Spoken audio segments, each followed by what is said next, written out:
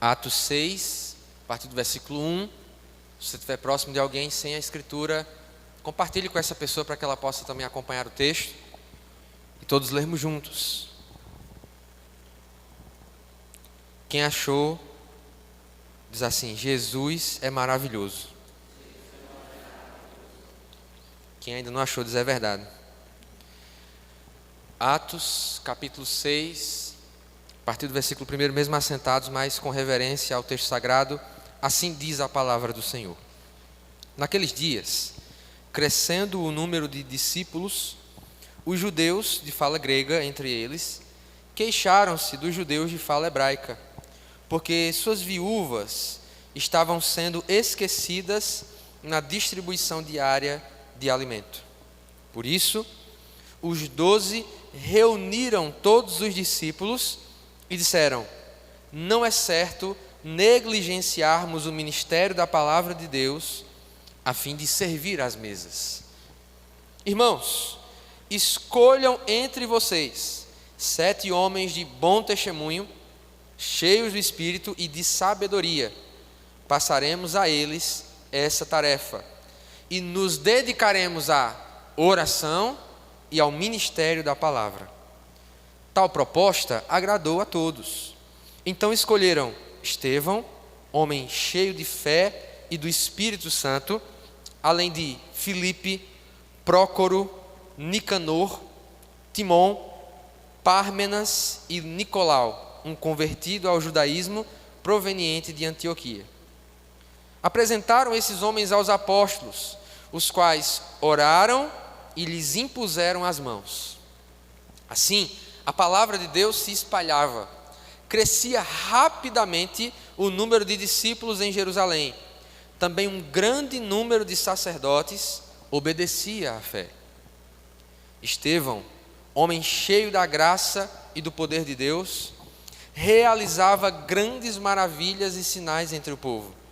Contudo, se levantou oposição dos membros da chamada Sinagoga dos Libertos, dos judeus de Cirene e de Alexandria, bem como das províncias da Cilícia e da Ásia. Esses homens começaram a discutir com Estevão, mas não podiam resistir à sabedoria e ao espírito com que ele falava. Então, subornaram alguns homens para dizerem: ouvimos Estevão falar palavras blasfemas contra Moisés e contra Deus. Com isso, agitaram o povo, os líderes religiosos e os mestres da lei, e prendendo Estevão, levaram-no ao sinédrio.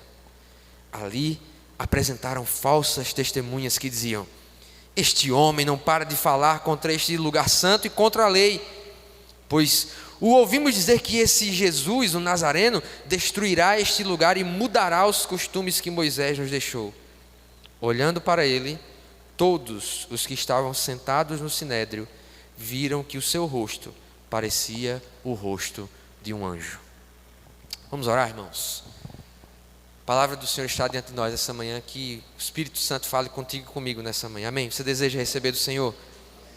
Pai Santo, nós queremos te agradecer por essa manhã. Obrigado pela oportunidade, privilégio e honra que temos de ler a Escritura publicamente hoje, Deus.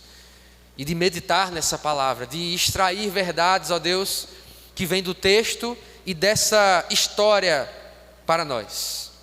Deus, nós te pedimos que possamos ser uma igreja nos mesmos moldes desta igreja, Senhor, de Jerusalém, que não era perfeita, mas que foi capacitada pelo Espírito Santo para levantar líderes, para multiplicar líderes, para fazer isso, gerar novos líderes, entendendo que isso faz parte da nossa missão como igreja, de fazer discípulos de Cristo em todas as nações.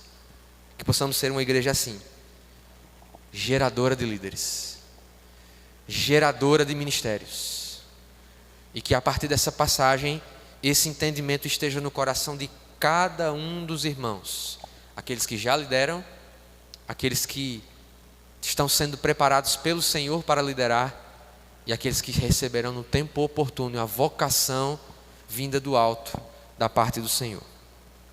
Amém, queridos? Nós vamos meditar nessa manhã sobre um tema, irmãos, que é da mais alta importância na vida da igreja. Você veio aqui sem saber disso, porque algumas coisas importantes na história de uma igreja, elas fazem parte da rotina. Mas hoje é um dia histórico na igreja do Nazareno de Caruaru. Você só vai saber ao final por quê.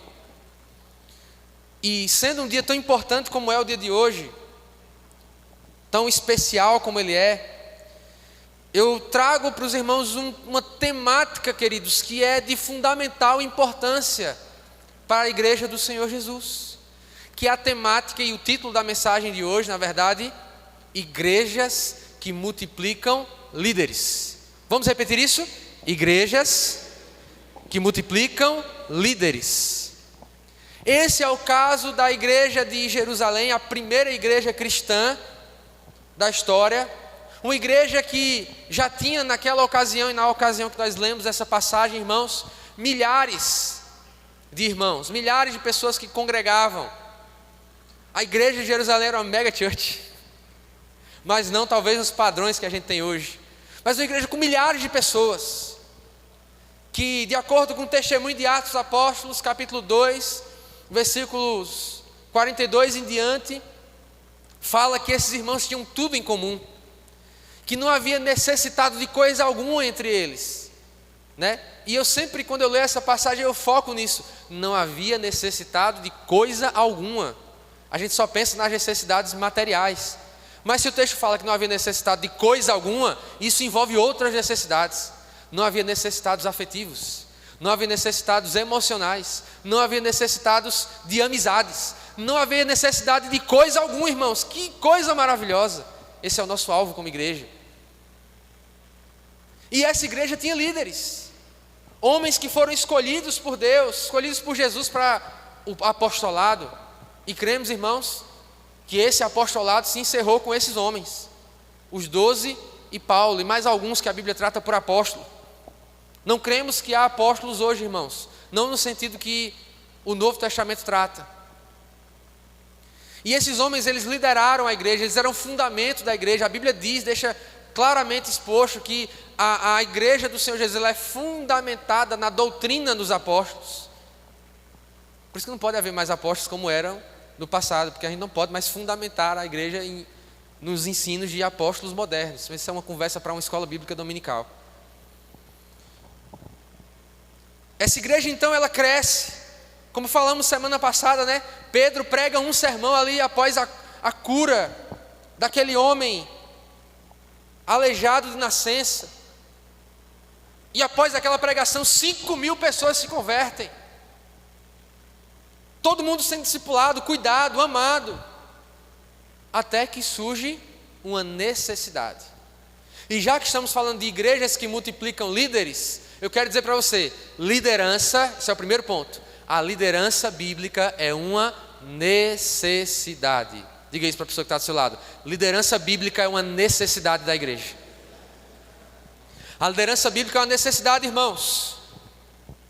Nós vivemos um mundo que é avesso, que odeia a ideia de liderança.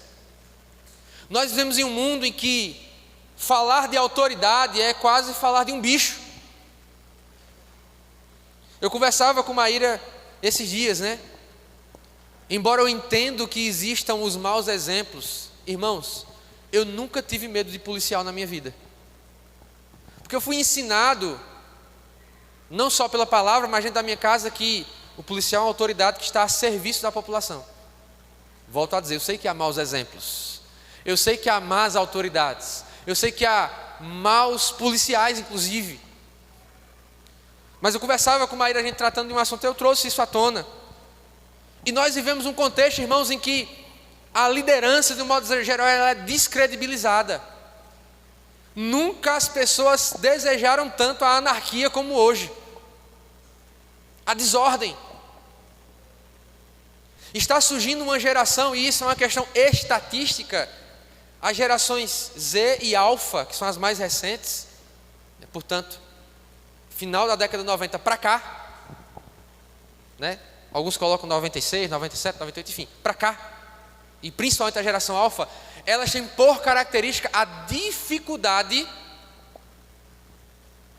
de lidar com a autoridade, de estar no ambiente de trabalho em que você tem uma pessoa superior a você hierarquicamente,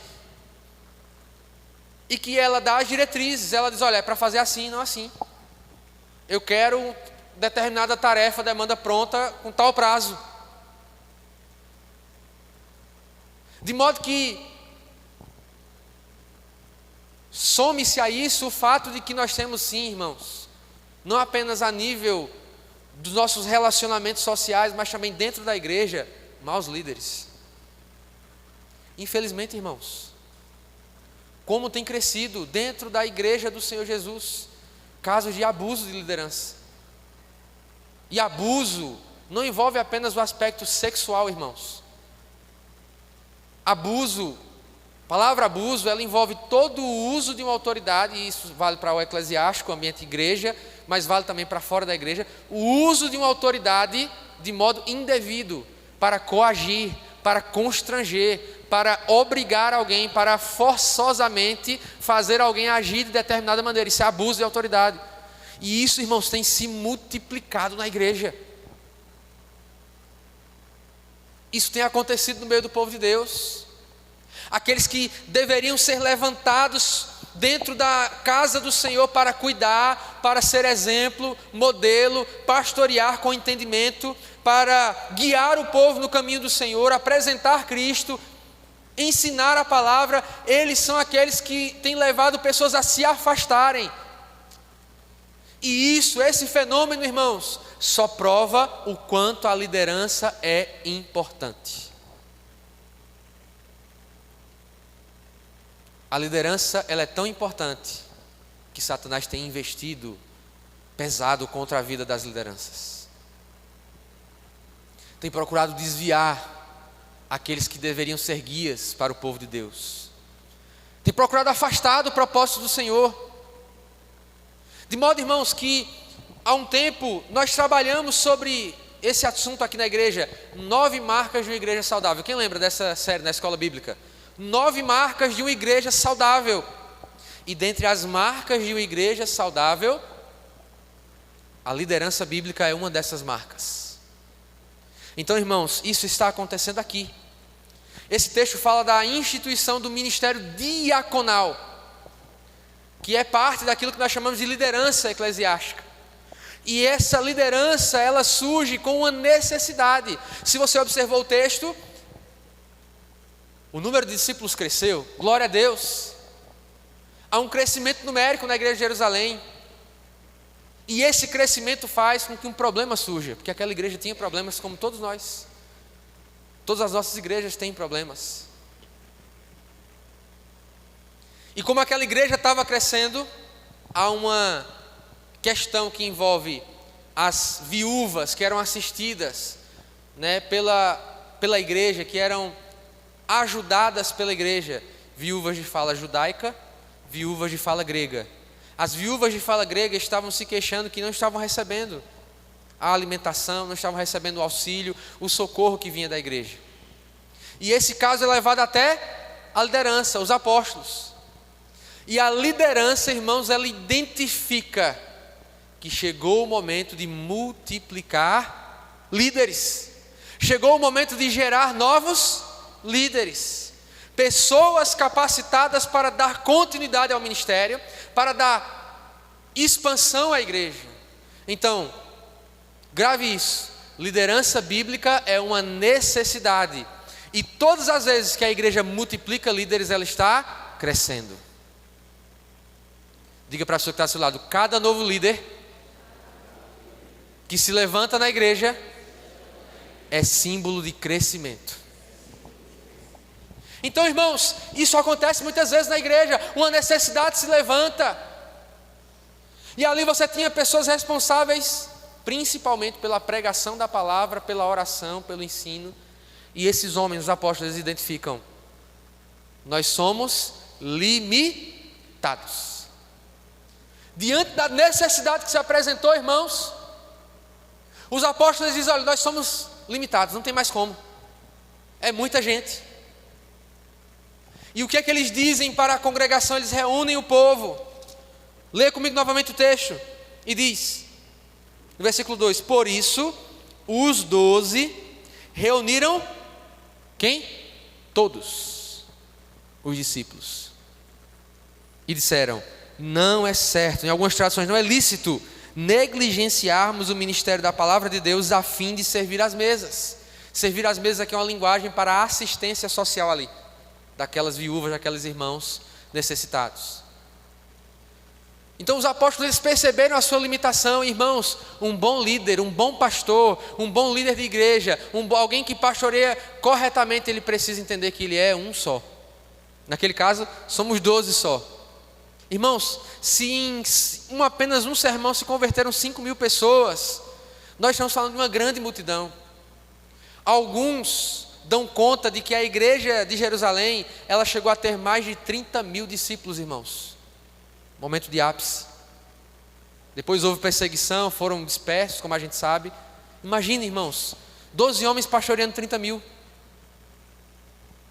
Então, identificando a necessidade de focar numa coisa só, e percebendo que a igreja é um corpo com diversos dons, eles fazem uma convocação para toda a igreja. E isso nos dá uma nova lição também.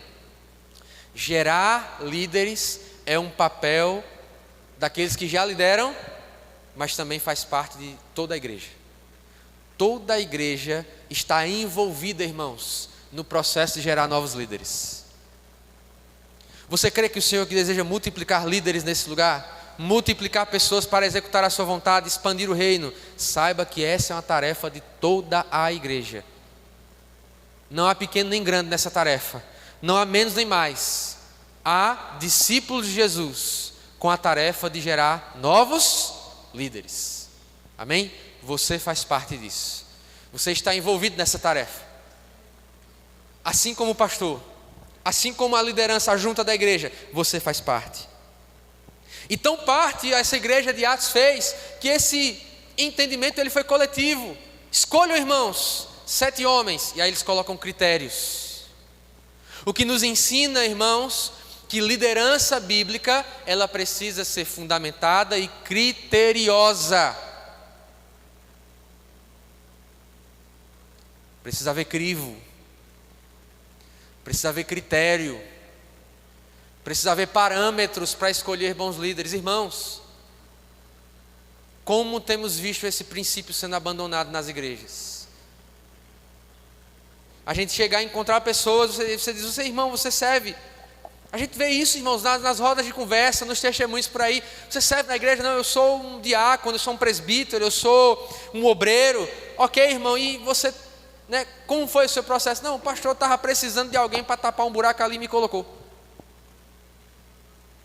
Observe a escritura, irmãos. Critério. Irmãos, escolham entre vocês 7 homens de bom testemunho, critério 1, cheio do Espírito Santo, critério 2, e de sabedoria. Não é um catado, né? Vamos fazer um catado, já não racha, né? Que a gente joga quando era criança, tinha uma pirraiada para jogar bola, uma bola só. Bora fazer um catado aqui, montar 2 times. Não, qual o critério? Não, é um time aqui. Geralmente o dono da bola tinha que jogar a primeira partida, né? Pronto, era o único que tinha critério. O dono da bola joga a primeira. A liderança não pode ser um catado, irmãos. O critério também não pode ser, e isso acontece muito, está meio doutrinária essa mensagem, né? O critério não pode ser o quanto essa pessoa é próxima, amigo da liderança. Não. Escolham aí, irmãos, 7 homens que sejam nossos amigos. Escolham 7 homens que pensem exatamente igual a nós. Não, irmãos. Cheios do Espírito Santo, bom testemunho, sabedoria. Então, irmãos, a liderança, ela é uma necessidade para a igreja. A liderança, ela é um processo no qual todos precisam estar envolvidos, toda a igreja. está envolvida no processo de multiplicar líderes. A liderança, ela é criteriosa. Multiplicar novos líderes na igreja é um processo criterioso.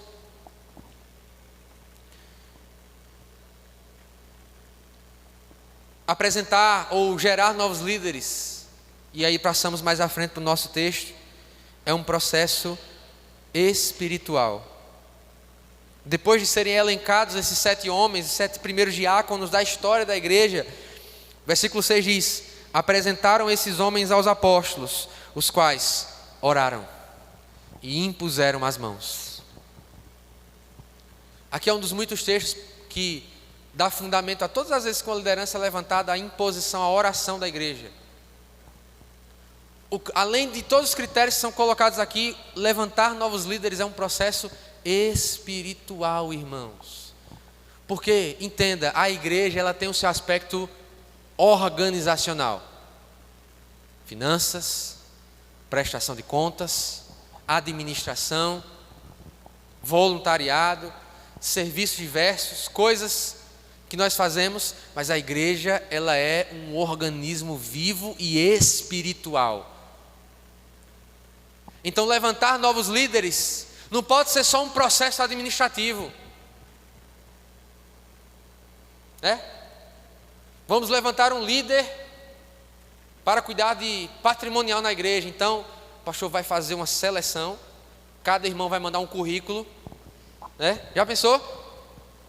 Analisar o currículo, entrevista. Não, irmãos. A seleção ou a multiplicação de novos líderes na igreja, ela é criteriosa, mas ela é por vias espirituais. Nós oramos, nós jejuamos, como o texto de Atos dos Apóstolos menciona, que após orarem e jejuarem, levantaram Barnabé e Saulo para a missão que o Senhor havia chamado. É um processo espiritual, irmãos. É um processo que cremos é liderado em primeiro lugar por Deus.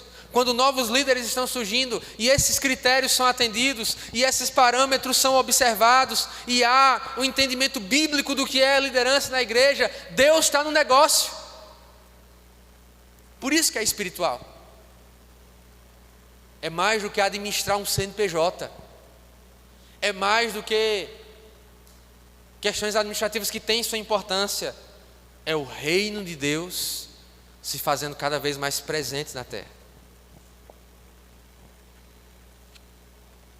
E o texto, irmãos, ele prossegue falando sobre uma liderança em particular, Estevão. Aquele que é o primeiro mártir, a primeira testemunha da história da igreja, o primeiro a morrer por causa do nome de Cristo, Estevão. E o texto ele abandona os outros. Irmãos, Estevão, ele é uma liderança, e alguns outros diáconos que são mencionados, como Filipe, o primeiro a pregar aos samaritanos depois da ressurreição de Jesus. Alguns diáconos são mencionados aqui, os 2 principais são Estevão e Filipe. Eles são tão quistos pelo relato bíblico que eles são mais mencionados do que alguns apóstolos. E Estevão é esse homem que, listado entre os 7, é dito dele: Estevão, homem cheio de fé e do Espírito Santo. Não contente em mostrar que esses 7 homens tinham aquelas características que os apóstolos colocaram, os critérios, o texto fala Estevão e repete: homem cheio de fé e do Espírito Santo. E aí o texto vai para Estevão. Estevão, homem cheio da graça e do poder de Deus. O pastor Lucas, que escreveu até, ele era amigo de Estevão. É capaz, né? Conhecia ele. Para falar tanto, realizava grandes maravilhas e sinais entre o povo. Toda liderança, irmãos, que é levantada biblicamente, ela é confirmada pelo agir do Senhor através da vida dele ou dela. Toda liderança que é levantada, ela é confirmada pelo Senhor. Se a liderança é bíblica, se a liderança é de acordo com os processos que são claros na Escritura, se a liderança ela é pautada em critérios, há um entendimento de que essa liderança ela age num ambiente espiritual, e que o levantar novos líderes ele é um processo espiritual, irmãos. essa liderança que é levantada, ela está capacitada pelo poder de Deus. Ela está levantada pelo Senhor e pelo Espírito Santo para agir, para fazer com intrepidez e ousadia, como foi com Estevão. Então todos aqueles que são líderes levantados na igreja, saiba disso. O poder de Deus está com você, irmão. O poder de Deus está com você, irmã. O Espírito Santo está agindo através da tua vida. Não é que quem não é líder na igreja, irmão, não tem o Espírito Santo, não. Ele deu sem medida, irmãos, glória a Deus. Joel deixou muito clara a promessa e foi cumprida em Atos capítulo 2. E é cumprida até hoje. Nos últimos dias, diz o Senhor, derramarei o meu Espírito sobre toda a carne. Oh, glória. Pega aí, tem carne aí? Pega assim. Tem uns que tem mais, outros tem menos, né? Eu esses dias, irmãos, jejum, esmagreceu. Olha, o negócio é sério, viu? Emagreci, graças a Deus. As calças que não dá, voltaram a dar, né? Coisa boa. Derramarei meu Espírito sobre toda a carne. Toda a igreja tem o Espírito Santo. 1 João diz: vocês têm a unção que procede do Santo. Quem é ungido, irmãos, na nova aliança? Todo mundo. Você é ungido, irmão. Você que tem o Espírito Santo em você, você é ungido pelo Senhor. Uma coisa é uma coisa, outra coisa é outra coisa. Aqueles que são levantados pelo Senhor, irmãos, para liderar, para direcionar a igreja, para serem instrumento do Senhor na condução do povo, irmãos, esses homens e mulheres, eles são capacitados de um modo especial pelo Espírito Santo. E eu posso ser como alguém que vive isso, irmãos. No ano de 2018, eu recebi minha primeira licença local e a partir daquela imposição de mãos, muita coisa mudou. E eu posso testemunhar, pela graça de Deus, não eu, que todas as vezes, como prova viva, todas as vezes que biblicamente uma igreja levanta novos líderes, esses homens e mulheres, eles são capacitados pelo Senhor. Então você que já é líder aqui nessa igreja, assenhore-se dessa verdade. Ou como diriam os pentecostais, tome posse. O Espírito Santo está agindo sobre você, irmão. Você é um homem ou mulher de Deus. Você é capacitado pelo Senhor. Você tem a sabedoria que vem do alto. Você será usado pelo Senhor em situações que a sabedoria humana diz, Deus me livre. E você diz, eu vou intervir. Eu vou ser usado pelo Senhor. Eu irei intermediar essa questão. E eu serei instrumento da palavra e da vontade do Senhor, onde quer que eu esteja.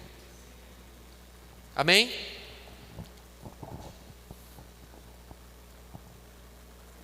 Esse Estevão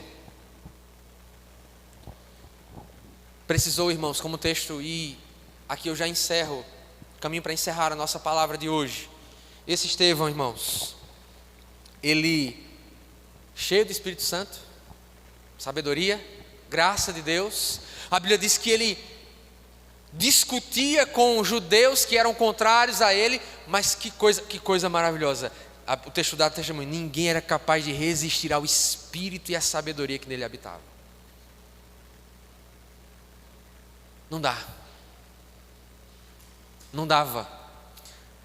Até que se levanta oposição. O apóstolo Paulo fala em Timóteo que todos aqueles, 1 Timóteo, que desejam viver piedosamente em Jesus Cristo, sofrerão perseguição. John Wesley, irmão, ele uma vez escrevendo no diário dele, ele ficou em crise.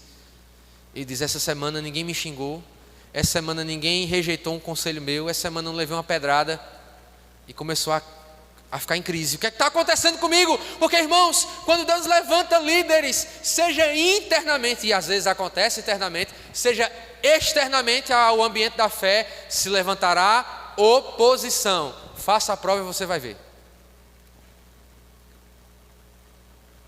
Então, a liderança bíblica precisa estar preparada para a oposição. Precisa estar preparada para ser rejeitada. Precisa estar preparada para ser confrontada muitas vezes. Precisa estar preparada para se posicionando em nome de Cristo, em favor de Cristo, pela fé de Cristo. Ser rejeitada pelo mundo. Ser rejeitada por aqueles que não querem ouvir a mensagem. Se você tem medo de ser rejeitado, irmão, não seja líder. Você tem vergonha de as pessoas não darem atenção ao que você vai dizer. a você chamar uma, duas, três, a você pregar a palavra, aquela pessoa com o ouvido duro, rejeitar, você saiba, a liderança realmente não é o lugar para você.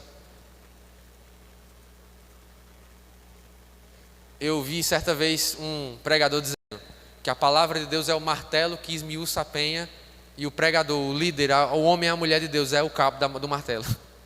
É quem está segurando o martelo que esmiuça a penha. Você tem que estar preparado para insistir muitas vezes. Você tem que estar preparado para a rejeição. Você tem que estar preparado para o escarnecimento. Você tem que estar preparado para as pessoas dizerem: você é muito besta, como já ouvi muitas vezes. E você, com certeza. Então, todo mundo, irmãos, que deseja viver piedosamente em Cristo Jesus, deve estar preparado para, no mínimo, ouvir das pessoas: tu é muito besta. No mínimo, isso é o mínimo, isso é o nível infantil de perseguição. O nível máximo é o que os irmãos no Oriente Médio, o que os irmãos na norte da África têm experimentado. Mas se você não tem sido chamado pelo menos de besta porque você é crente, vai corrigindo aí para você começar a enfrentar uma oposiçãozinha. Amém? E isso acontece com Estevão. Falsas acusações. Assim como aconteceu com seu mestre, Estevão é levado ao sinédrio debaixo de falsas acusações. E eu penso que Estevão nesse momento deve ter lembrado daquilo que o Senhor Jesus ensinou. Para o discípulo, basta ser como seu mestre. Irmãos, que privilégio é sofrer por Cristo. Viu que a gente cantou agora há pouco: se Cristo comigo vai, eu irei. Quase todas as estrofes falam de cruz. Estevão tomou a sua cruz. Ele se defende diante do sinédrio, e fica meu convite para você nessa manhã. Eu não conheço, ou na verdade há poucas pregações tão impactantes e profundas sobre o Antigo Testamento como essa de Estevão. Depois do seu almoço, ou do cochilo da tarde hoje, sente com bastante calma, leia Atos dos Apóstolos capítulo 7, para você ver que pregação, que discurso. Os homens rangendo o dente contra Estevão, o primeiro mártir da fé. E antes de levarem ao sinédrio, olhando para o rosto dele, a glória de Deus era tão profunda, tão marcante, que parecia o rosto de um anjo. Irmão, alguém que apronta um negócio desse com um cabo desse, para mim, a graça de Deus tem que ser muito grande na vida dele, para dizer assim: esse aí para se arrepender, meu irmão. E assim foi na vida de um homem que estava lá, Saulo, consentindo na morte de Estevão, um homem cujo rosto brilhava como de um anjo. Para você ver o tamanho da graça de Deus na vida de Saulo, ele estava lá, na morte do primeiro mártir. E aí fica a nossa última lição para hoje sobre igrejas que multiplicam discípulos. Igrejas que multiplicam líderes. O líder que é gerado em igreja bíblica, com critérios bíblicos, com uma necessidade bíblica, ele glorificará o Senhor com sua vida e com sua morte. Ele glorificará o Senhor com sua vida e com sua morte. O apóstolo Paulo escreve aos Filipenses, ele diz: mais uma vez, Cristo será glorificado, quer no meu corpo, quer com a minha vida, quer com a minha morte. E assim foi com Estevão. Até na morte, ele glorificou o Senhor. Nós queremos isso para a nossa igreja. Irmãos, o pastor Paulo já trouxe esses dados. Nós temos no Agreste pernambucano, estamos falando da nossa Judeia. Nossa Jerusalém é Caruaru, nosso Agreste, que é a nossa Judeia, quase 2 milhões de pessoas, irmãos. E pregar o Evangelho, fazer Cristo conhecido, é uma tarefa que só é possível se nós multiplicarmos líderes. Se líderes forem gerados. E como eu disse, essa manhã é uma manhã muito importante na história da nossa igreja. Esse ano, irmãos, a Igreja do Nazareno completa 18 anos de congregação, de pequeno grupo, congregação e igreja organizada. Como igreja organizada estamos há 10 anos. Esse ano faz 10 anos que somos uma igreja organizada, ou seja, uma igreja independente de uma outra igreja. Não somos mais uma congregação desde 2015. E em 18 anos de existência, essa igreja gerou uma pessoa, um líder encaminhado para o ministério, que é essa que está falando com você. 18 anos, um ministro. Mas hoje, pela graça de Deus, isso acontece pela segunda vez na nossa história. Quero chamar aqui o irmão Júlio aqui à frente.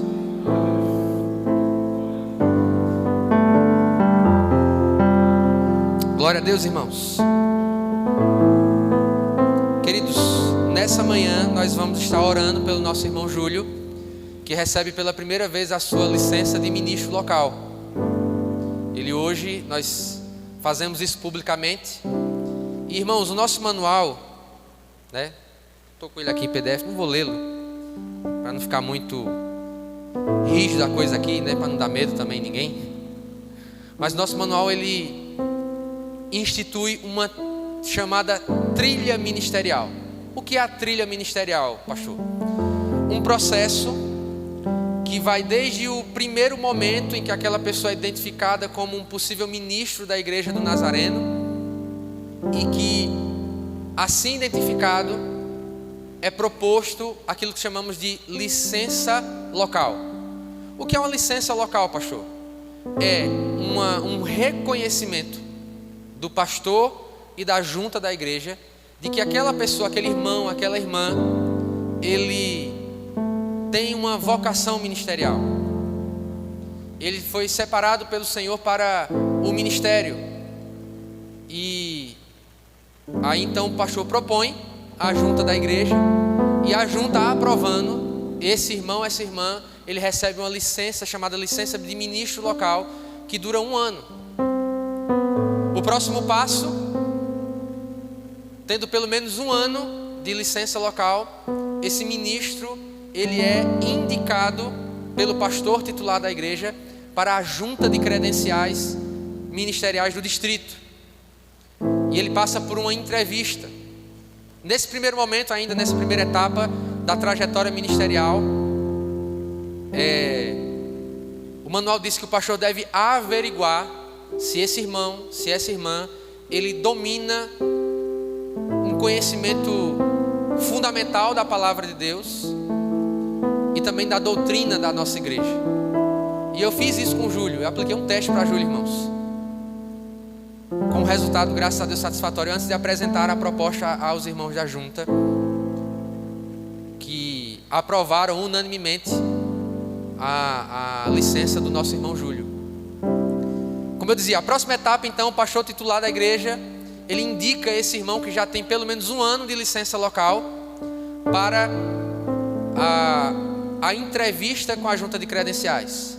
Esse irmão, essa irmã, então, ele é entrevistado por 2 ministros ordenados da Igreja do Nazareno, que é a última etapa, já eu chego lá. Então, entrevistado por esses 2 ministros e sendo aprovado nessa entrevista, que dura aí 2 horas, é um negócio sério mesmo. Todos os aspectos da teologia, história da igreja, vida devocional, vida espiritual, testemunho daquele candidato, daquela candidata são questionados, são arguídos ali naquela entrevista para a licença distrital. De modo, irmãos, que, por exemplo, só para você entender, se um pastor ou um candidato, na verdade, a um ministro, que tem vários ministérios dentro da Igreja de Nazareno, evangelista, missionário, pastor, educador cristão, enfim, todas essas coisas. Se um ministro que é candidato, alguém que é candidato a ser um ministro licenciado da igreja, essa pessoa, por exemplo, ela está com o nome sujo, de plena entrevista, essa candidatura já é rejeitada, porque todos os aspectos da vida daquele candidato são repassados nessa entrevista, que é feito com o candidato e o cônjuge. Se for uma mulher, com o marido; se o candidato for um homem, com a esposa. O cônjuge está presente na entrevista, são feitas algumas perguntas, inclusive a essa pessoa. E por fim, concluído todo o estudo no seminário, todos os créditos no estudo teológico, esse irmão, essa pessoa que já é um pastor, que já é um ministro licenciado e que é renovado anualmente, cada novo ano é feito uma entrevista. Esse é o meu caso, inclusive. Eu sou um ministro licenciado da Igreja do Nazareno. Após esse processo, uma última entrevista é feita, uma indicação é feita ao superintendente geral da nossa igreja. O superintendente geral, ele vem aqui para o nosso distrito e ele faz uma entrevista com os candidatos à ordenação. E aprovados, esse pastor, esse diácono, qualquer que seja o ministério, né, ordenado, ele passa a ser um ministro ordenado da Igreja do Nazareno. Essa é resumidamente, de acordo com o nosso manual, a trilha ministerial. E hoje o irmão Júlio oficialmente dá esse primeiro passo como ministro local da Igreja do Nazareno de Caruaru. De acordo com o nosso manual, irmãos, um ministro local, embora ele não possa oficiar, né, os sacramentos, nem oficiar casamentos, né, ele ganha respaldo para o ensino e da Igreja do Senhor Jesus. Aí vocês, pastor, mas o irmão Júlio já não faz isso já? Faz, mas agora a igreja reconhece que isso faz parte de uma trilha ministerial, de uma vocação. E cremos, essa vocação renderá muitos frutos para a glória de Deus. Amém? Então, queríamos ter esse momento de explicação para a igreja. Pastor, a partir de agora, a igreja deve tratar o irmão Júlio como pastor? Gostaria muito, irmãos. Eu mesmo vou fazer isso. Embora ele nem pediu, ele nem quer, ele gosta. Mas isso é prova que a igreja está com ele. E o apoio nos liderança, o apoio aprovando a sua licença. Claro que é um processo, foi assim comigo, né? Até hoje os irmãos que são mais antigos, o David. Não tem problema, vai disciplinar você por você não chamá-lo de pastor. Pelo contrário, ele nem se sente muito à vontade em receber essa nomenclatura. Mas no devido tempo isso vai acontecer. E isso vai ser algo natural, não imposto, assim como foi com Estevão. Amém, queridos? Nós vamos orar por ele agora. Eu queria chamar também à frente. Queria que os irmãos da junta viessem aqui ao altar. Os irmãos da junta que estão presentes conosco hoje.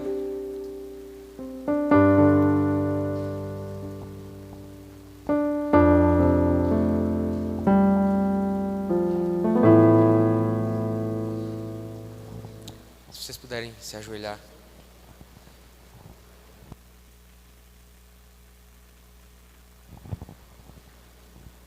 Amém? Estenda suas mãos sobre a vida do Júlio agora.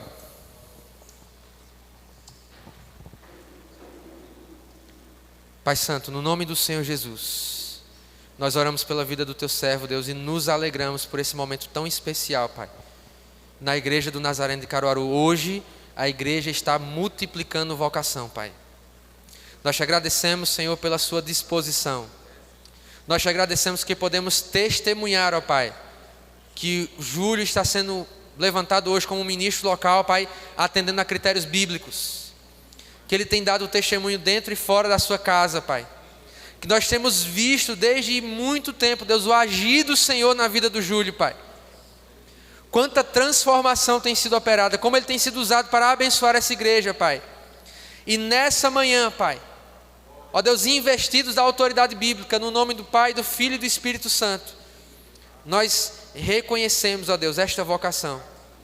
Nós reconhecemos, ó Pai, que o Senhor tem levantado ele com um propósito.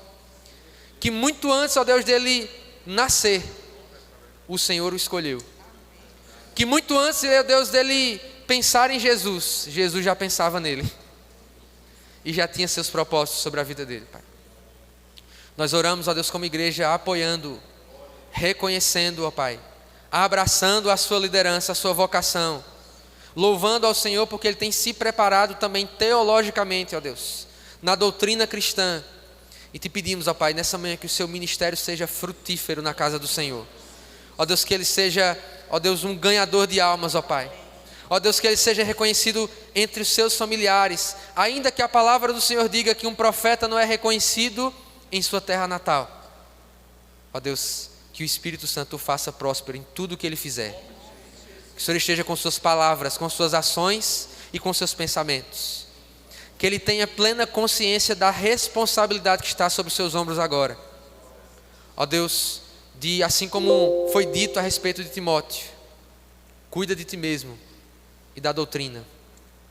Cuida de ti mesmo e zela pela palavra do Senhor, prega a palavra. Assim nós clamamos, ó Deus, que esse primeiro passo na sua vocação ministerial possa representar, ó Deus, muitos frutos para a glória de Deus o Pai. Como pastor dessa igreja, Pai, eu honro o Senhor por essa rica oportunidade de termos mais um vocacionado se levantando na igreja do Nazareno de Caruaru, e que ele seja o primeiro de muitos outros que virão, Pai. O primeiro de muitos outros que virão, Pai.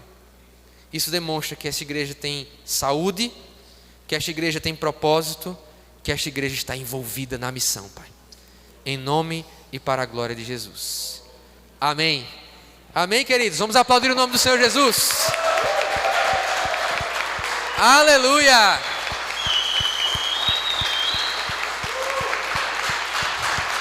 Glória a Deus.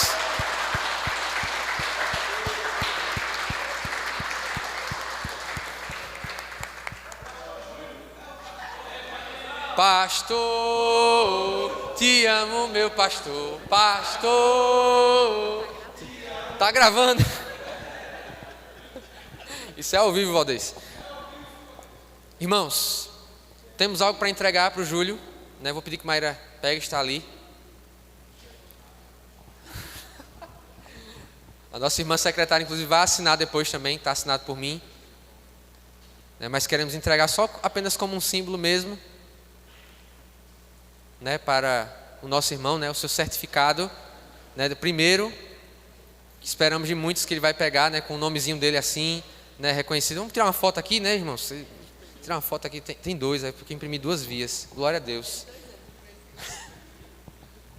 Amém? Vamos tirar uma foto aqui, ó. Olha, Thaís ali.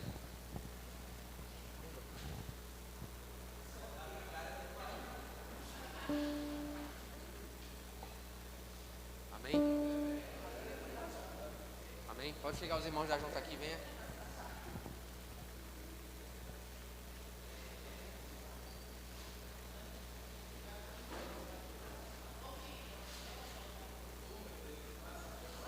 Amém? Glória a Deus, irmãos.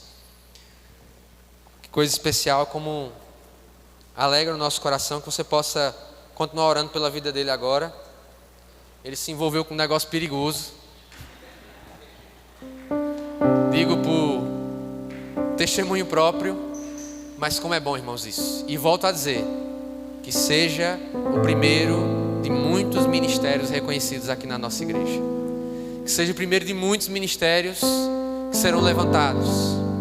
E que possamos olhar com carinho para aqueles que o Senhor